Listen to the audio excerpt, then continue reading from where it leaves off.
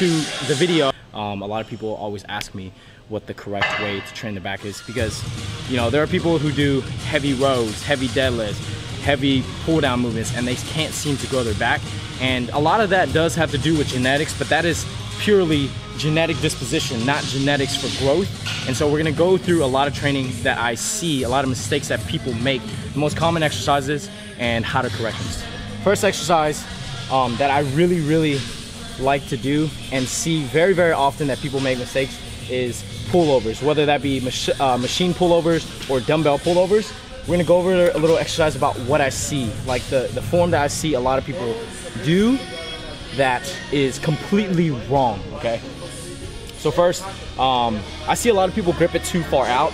Now, I always like to mimic that gripping a dumbbell. So if you're gripping it too far out, this involves a lot of shoulders, and this kind of restricts your movement to where you can't go too far back. So that's mistake number one, is the stretch is not far back enough. And that's one thing that a lot of people do, and they wonder why their back doesn't grow, because in order to grow your back or any other muscle group, you have to stretch it, right? You can't just contract a muscle and expect to pump blood in there and expect to grow. You have to tear down the fibers, pull the fibers apart, stretch the fascia. So here we go. So we're gonna grip it relatively close, and I like to make like a triangle with my hands. And here's mistake number one, okay? People will go here about a little in front of their face, and they'll pull all the way down, right? And they'll think like, okay, that's the full movement. That's already a mistake. You know, you're not stretching it far back enough to where this is contracting, right? Even if you're contracting it, you're still not growing the back as you should be. So what I like to do is literally stretch it all the way back to where you'll see my arms come parallel and make a straight plane with my body, okay? So here we go, we go all the way back. I come about 60% of the way down, or maybe 50% of the way down, and keep that tension. So again, stretch the muscle here and just keep stretching it. This is the movement to open up your lats, open up your teres major, your latissimus dorsi, everything like that. So open. Don't worry too much about the contraction on this movement. This is purely to stretch your lats. And I typically like to do 5 sets, 10 to 12, depending on if I feel like going heavier or sometimes just lighter to get the blood flowing. So exercise number one. So stretch the muscle. I cannot stress that enough. Okay, exercise 2 is the most common exercise that you're going to see for back training in any gym. That is dumbbell rows. I typically like to do one hand as opposed to 2 hands, because I focus a lot more on the muscle itself as opposed to just rolling it out. So the word heavy, people always ask you, how heavy do you go, right? The word heavy is very relative. You know, heavy for me can mean 80 pounds. Heavy for someone else can mean 100 pounds. And 80 could be light for them. So I like to first work on the muscle. This is a compound movement, right? Compound movement doesn't necessarily mean use as much weight as possible, even though it uses more than one muscle. So we are going to focus on the muscle as opposed to focusing on the movement. Okay, so first, I always like to keep my feet very parallel to show you guys the mistake that a lot of people make and why their back isn't growing. So this movement itself is supposed to be an overall back developer, right? Your rhomboids, your lumbar, your erectors, and even your rear delts, right? Because compound movement. So we're gonna perform it right on first, and a lot of people stagger their feet. Some people like me like to keep their feet together. That's your preference, nothing wrong with that. And one mistake that people make is when they do dumbbell rows, you'll see a lot of this. They just go up and down, right? And if you notice, they don't stretch it, right? So the key, you wanna focus on my back. So the key to this movement is stretch. Now you notice the difference between this and this, right? Some people perform it like this, okay? If you do this movement just like this, all you're gonna feel is your rear delts working. Maybe a little bit of your teres minor, but there's not too much back activation, so you're kind of hindering your back growth, right? So what I like to do is stretch the movement, right? These are called lawnmowers. And how do you perform a lawnmower, right? You start it up and you roll it sideways, right? Or diagonal in a sense. So the mistake is people don't stretch enough, right? You don't stretch your muscle enough.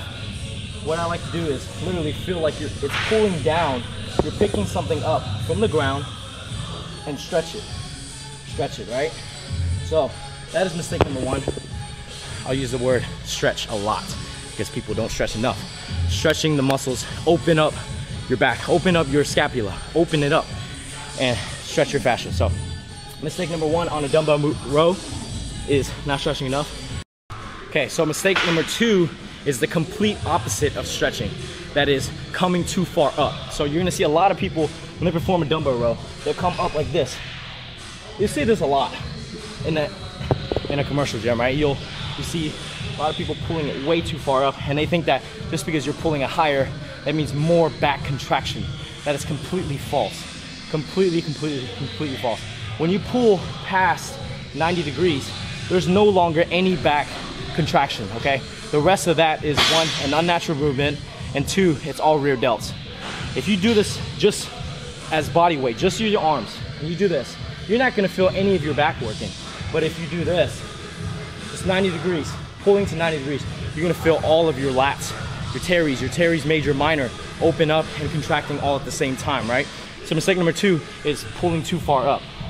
What I like to do, first, stretch it from 90 degrees. That's it. That's it. Just like your dumbbell pullovers and machine pullovers, the main key is to open, stretch everything, okay?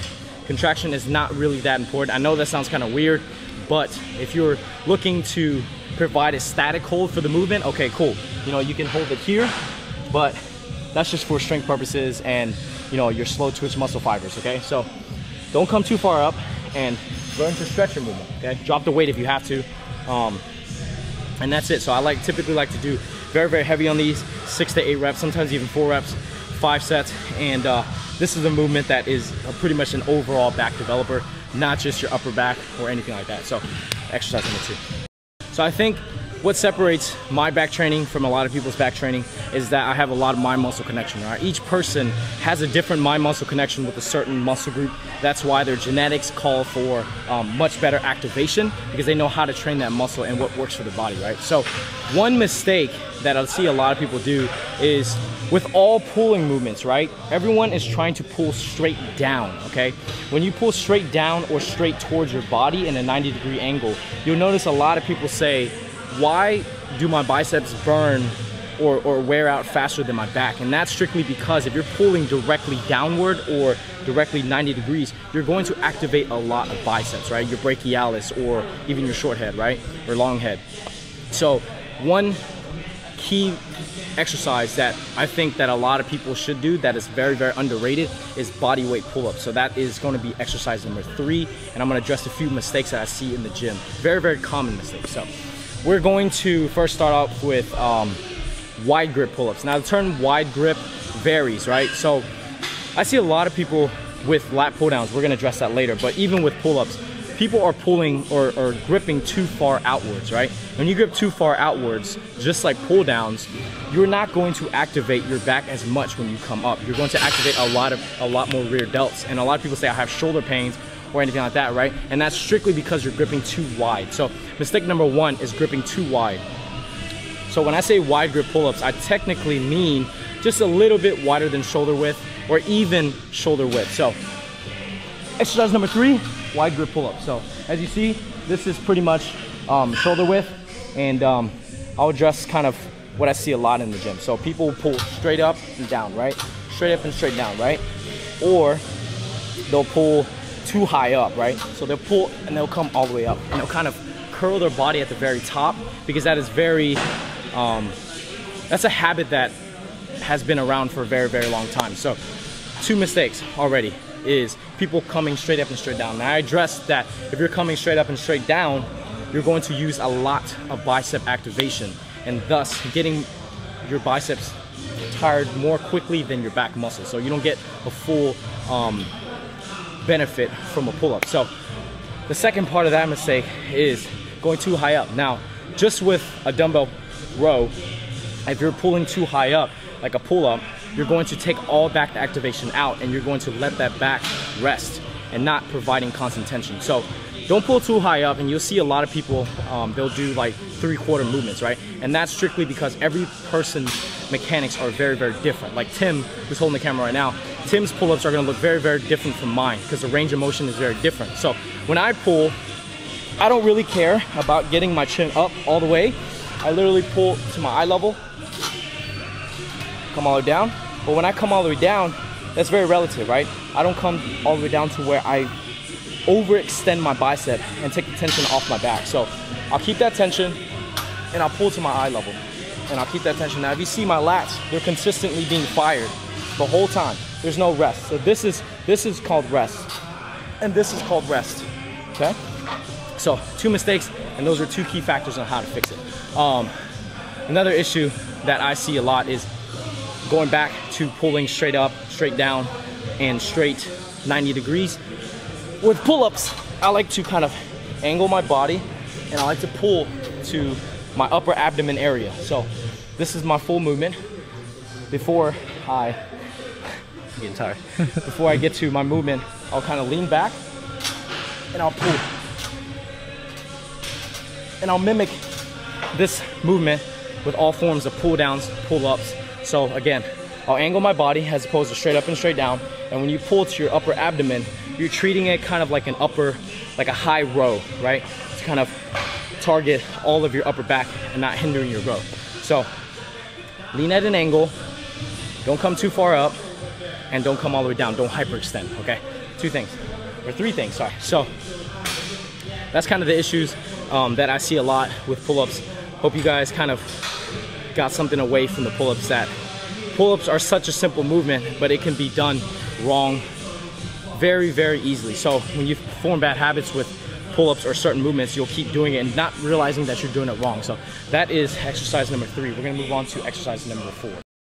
So with this exercise, you'll see a lot of people doing very, very heavy, right? You'll say, you'll kind of see people going 8 reps or sometimes even 6 reps, right? And with a machine and all non-free weight movements, I always tell people, control the machine, don't let it control you, right? So we're kind of addressing, just like pull-ups, we're gonna go wide grip, right? So wide grip, you'll see a lot of people grab this handle, right? And the most common thing, I guarantee you, if you went to any gym, the most common thing, even at Alpha League Gym, you'll see people grip it all the way out here. Never will I ever recommend anyone gripping it so far out, because that is hindering your back activation, okay? Hindering your back activation. You're pulling essentially with your shoulders, okay?